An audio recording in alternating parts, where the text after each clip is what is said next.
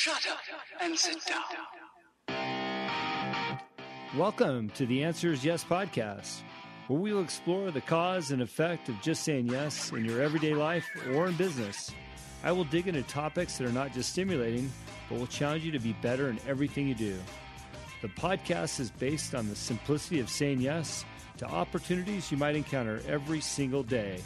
I'm your host, Jim Riley. Join me in my first series titled Blue Collar Redefined. Hello and welcome to the Answer is Yes podcast. Thank you for tuning in. Really appreciate all your support last week on Yo-Yo Mike. It was a great podcast. I enjoyed interviewing him. And if you've not heard that show, please tune in to Yo-Yo Mike last week, a man that has taken his yo-yo to Washington, D.C., to the White House. So pretty cool story. I usually talk a little bit about what's going on in my life, and I just feel like I'm living the dream. I'm in my studio right now. I can see out the window and watch my daughter riding her bicycle around. She's 4.5, and I just appreciate all the things that have afforded me to be the dad that I wanted to be. If you heard my shows before, I talk a lot about how important it is to be a great dad and make that my priority. So things are going well with Baja United. If you're following along that story, we have tripled our business for the month of May, and we're in June now, and we're off to a great start. We've got a ton of new business coming on board. We're very excited about that. And I would like for everybody to know that has hit me up in the last 4 or 5 months that wanted to invest on our first round, which we did last year. We had a open to the public capital raise where you can own some shares of Baja United. We closed that after 90 days. We raised $250,000, and we've got some great investors. Because of demand, we've opened that back up. So if you're interested in investing in Baja United, you can go to startengine.com and look up Baja United. It's a public offering. You'll own shares in the company. They're at $5 each. Minimum investment is $100. So if you've got a few extra dollars to throw around, you want to be in the wine and beer business, here's your opportunity. Check it out. Get involved. Or if you just want to throw $100 at it, go for it. We are having, like I mentioned, some great success right now, and we'd love to have you on board.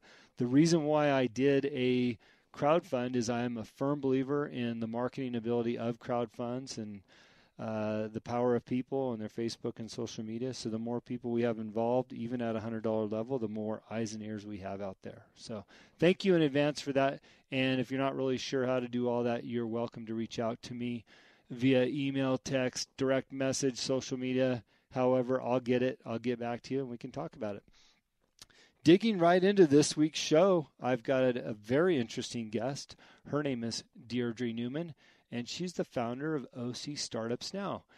And when we talked about why we wanted to do this podcast and the purpose behind it, and that is the answer is yes to all opportunities in personal life and business. Well, this is a business opportunity, and I thought what better than to have somebody on that talks to, interviews, and builds a business around Orange County startups and what she can bring to the table.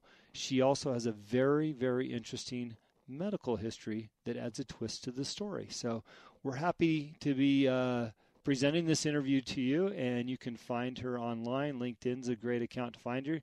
It's Deirdre Newman, founder of OC Startups Now, and I would like to introduce her, and let's listen in on that interview that we conducted a couple weeks back, and hopefully we can learn a little bit more about OC Startups and what is she up to.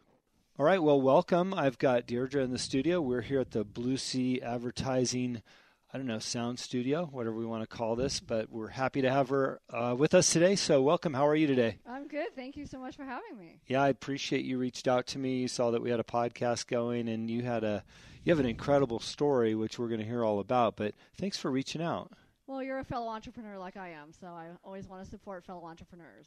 I appreciate that. Well, we got to stick together because we got stories to tell, we got businesses to build. So, I think because your story is so unique, both in business and personal, I think a great place to start would be maybe a little bit about your youth leading into a professional career, and then we can talk about the first big maybe change in your life with your procedure.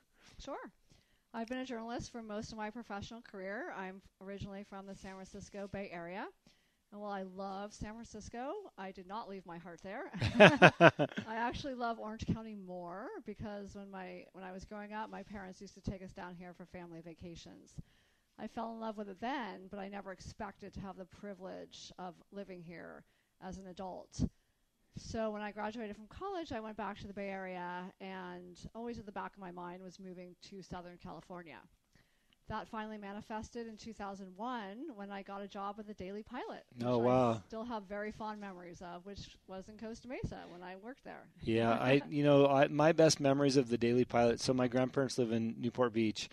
They always have it on the countertop. It's their daily, right? Well, it's a miracle that it still exists because it's a print publication, which, as we know, is on the demise lately. Yeah. And it's such a small, hyper-local paper. When I worked there, it only covered Costa Mesa and Newport Beach. But because of its affiliation with LA Times, it's been given, so many lives, like a cat. Yeah. So you're working there, and life is good now. You're in Orange County, not in San Francisco anymore. Exactly. So that was my entree to Orange County, and I've pretty much been in Southern California ever since. Wow. So big cultural difference. Yes and no. I'm very liberal, and I come from a liberal place, so that's not surprising. But since I've been down here, I have noticed in terms of the demographics, the voting patterns, that Orange County has gotten a lot more diverse, a lot more liberal. And I guess I'm lucky that I've worked in a lot of newsrooms, which tend to be more liberal and diverse. Mm-hmm. So there was a time where you would say this county was the exact opposite of that, I suppose. That's true. It could be considered the antithesis historically. And when I told my friends I was moving to Orange County, they sort of gave me the raised eyebrow. But I've always had an open mind, and I kept that here. And again, the beauty of the area, everyone I've come into contact for the most part has been open-minded, friendly. I've had just, I would say a series of, for the most part, very positive experiences since I've been down here. Yeah, that's great. So when you decided to take that job, I mean, the theme of our show is called The Answer is Yes. You're living in San Francisco. You're looking at making a move down here. You have a job offer at the Daily Pilot. Was that a tough decision for you, or was it an easy one? That was an easy one because I had set the intention previously, and a lot of what I'm going to talk about today is about setting an intention and then sort of letting the universe fill in the rest. Yeah. And when you say yes, the universe sort of rushes in to supply the support and the infrastructure and the resources. I love that set the intention motto because I've always been a believer in what you believe is what you will achieve. I think that's so important to have that type of mentality. And when you say set the intention, well, that just makes a lot of sense to me. Absolutely. So you're at the Daily Pilot, life's cruising along. What was the next step in your journey? Well, then as a journalist, I moved to Temecula to write for a paper there. Then I moved back to Orange County, and I worked for a business publication, and that was around the time that the heart issue manifested, and I became aware of it. Yeah, so just for our listeners, and you'll probably see in the title of the show, what's interesting about today's guest is that we not only had some yeses that we had to say in business, and I know there's some big ones coming up, but also in personal, I guess you'd consider in the medical world are your health and what entails those decisions as well. So tell us about that a little bit, because I think it's really important as the foundation for the rest of the conversation. Sure. It was 2007, and I was working for that business publication, which at the time was in Mission Viejo. And it was a great group of people that I worked with, and we would go out for karaoke, for sushi, for drinks, and we also played flag football. Okay, that sounds aggressive. Yeah, it was just a lot of fun to work there, and we had a lot of fun outside of work as well. So we had played flag football one afternoon, and I had noticed that my heart was beating really fast after the game. And I thought, that's unusual. During the game is normal, but it seemed to linger a little longer. So I went home, and I was sort of monitoring it, and it got a little better, but it was still a little unusual. But because it had never happened before, I didn't know what to make of it. Sure. So I thought about, should I drive to the hospital, check myself in? By this time it was late at night. Or should I just go to sleep and see how I am the next morning? Right. So I thought, okay, I'm just going to go to sleep. Maybe I can just sleep it off. So I woke up in the middle of the night. My heart was racing so fast, I could not believe it. I thought I was having a heart attack, which is ridiculous because I do yoga, I'm spiritual. That didn't connect. So I called 911. They took me to the nearest emergency room, and they did a battery of tests. And as it turned out, over the ensuing weeks, they had to do a process of elimination because they couldn't figure out exactly what it was. So only by eliminating what they thought it might be did they arrive at the conclusion that it was an electrical issue known as SVT, which is supraventricular tachycardia. Oh my, that's a mouthful. How crazy was that? I mean, if they had to go down a list of things that it wasn't, that had to be very intense to go through that process. Well, not only that, but the symptoms kept up. They did not diminish. Uh-huh. So every night I would wake up, and they were mostly at night. So I would wake up maybe 2 a.m., and it was around the same time every night with a rapid heartbeat. And as soon as they got close to figuring it out, I went to see an electrocardiologist. They did give me a drug to take, but it was just temporary. Mm-hmm. Because what they told me was that you can either take this drug or maybe another drug for the rest of your life to alleviate the symptom but not the root cause. Right. Or you can elect to have a procedure where you have to say yes to the procedure, to the doctors going inside and trying to decipher the exact pattern before they could tell me whether it was fixable. Wow. Wow. Sorry, I'm just trying to digest what you're talking about because, I mean, nobody wants to be on a medication for their entire life. Absolutely, and especially not me. I'm very physically active, and I knew that taking the drug might interfere with whatever else I was, going to be doing for the rest of my life. So I knew that that was not the option.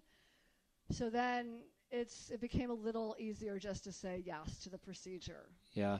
Now, is SVT life-threatening, or can it cause a heart attack, or what does that entail, as far as the details? No, that's a great question. It's an electrical issue, not a circulation issue. So heart attacks are usually caused by poor circulation, other diseases that could affect the heart. Mm-hmm.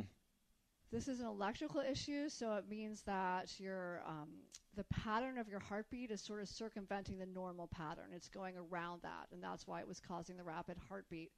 And it turned out, what I was told was that I was actually born with it, but it hadn't manifested until for a few decades. Wow. So you've had it your whole life, basically. Never knew it until you played a little flag football. Who knew? I don't know what the lesson there is about flag football. But I don't know either. I'm not playing. No, I love flag football, actually. So, well, let me ask you this. Obviously what we're talking about is very serious, and there's a lot of people out there that are probably contemplating going to the doctors for something, putting off those doctor visits, and or having to make a decision about a surgery. I mean, we all learn about friends and family that have surgeries that they need and they put them off, whether that's, from cardio to all these different ailments. I mean, any advice for somebody that needs to make that type of decision? Yeah, I mean, the only thing I can say and what really helped me is that I had been spiritual before this happened, but I had sort of done my own individual spiritual practice. And saying yes to this procedure, first of all, deepened my faith, because from the time they diagnosed it specifically to the time I could do the procedure was 3 months. Mm-hmm. So that was 3 months of still dealing with the symptoms plus any anxiety that, thinking about the procedure would bring up. So it really deepened my spiritual practice. I joined a spiritual community that at the time was in Laguna Beach, and I just sort of surrendered to God. I just said, I'm going to do this. I just know that it will work out for my highest and best good. Yeah. Wow. So I think that's all you can do at the time. And whether you're religious or spiritual or a combination of both, you just sort of have to surrender to a higher power. Yeah.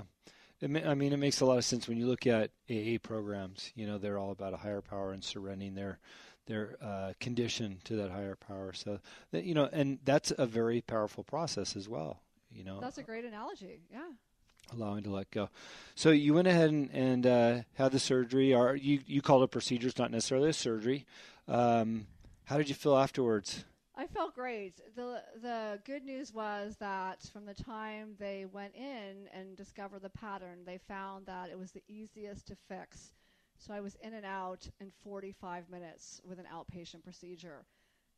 I think it was the most grateful I've ever felt in my entire life. Wow.